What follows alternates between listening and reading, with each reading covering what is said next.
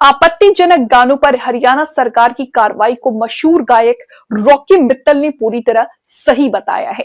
उन्होंने कहा है कि आजकल कई हरियाणवी गायक हथियारों और गैंगस्टर संस्कृति को बढ़ावा देने वाले गाने बना रहे हैं, जिससे युवा गलत दिशा में आकर्षित हो रहे हैं और समाज को नुकसान पहुंच रहा है।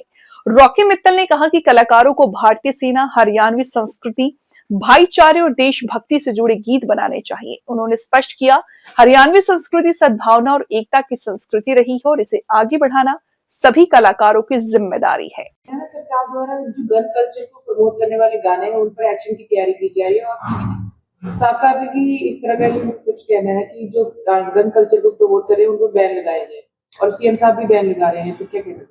मैं हरियाणा के सीएम साहब का भी और हरियाणा के डीजीपी साहब का भी बड़ा धन्यवाद करूंगा कि ये चीज फैसला लिया, लेट तो लिया लेकिन बहुत अच्छा फैसला है।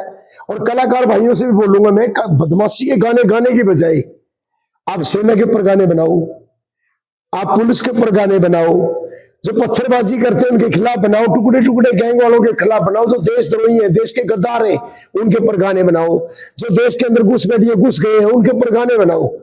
गाने बनाने की बहुत जगह है। हरियाणा के कलाकार कहां तो नशे के खिलाफ गाने बनने चाहिए, कहां नशे को प्रमोट करने वाले गाने बन रहे हैं। इससे युवा पीढ़ी के अंदर बड़ा गलत मैसेज आता है, जबकि कलाकार समाज का आईना होते हैं और जब आईना ही खराब होगा तो शक्ल अच्छे से कैसे दिखेगी। इसलिए मैं कहता हूं कि कलाकारों को भी सोचना चाहिए, हम अपनी नई पीढ़ी को, युवा पीढ़ी को कहां लेके जा रहे हैं? बदमाशी की ओर, नशे की ओर, गुंडागर्दी की ओर, तेज गाड़ियां चलाने की ओर कहां लेके जा रहे हैं?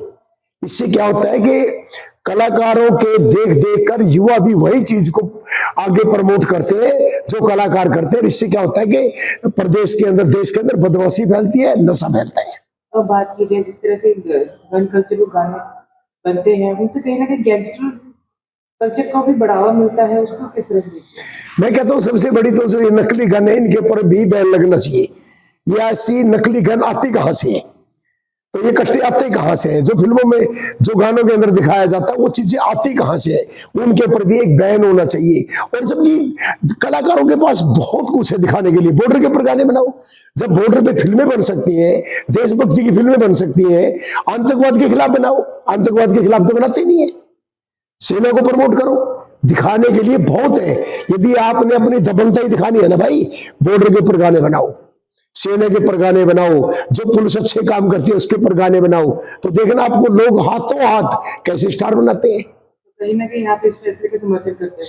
मैं समर्थन करता हूं और कलाकार भाइयों से भी निवेदन करता हूं, ऐसी चीजों को छोड़कर नशे के खिलाफ गाने बनाओ और बिल्कुल जो गन कल्चर है इसको छोड़ दो, बल्कि जो गन कल्चर के लोग हैं उनके खिलाफ गाने बनाओ, बदमाशी के खिलाफ गाने बनाओ। हम उल्टा कर रहे हैं, हम बदमाशों को प्रमोट कर रहे हैं, नशे को प्रमोट कर रहे हैं, जो बिल्कुल गलत है।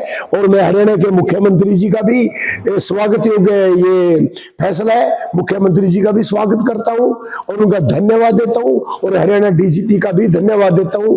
हरियाणा के डीजीपी बोलते कम है, काम ज्यादा करते हैं, इस बात की भी गारंटी है। और कुछ दिन के अंदर ही हरियाणा के अंदर काफी सुधार हुए हैं।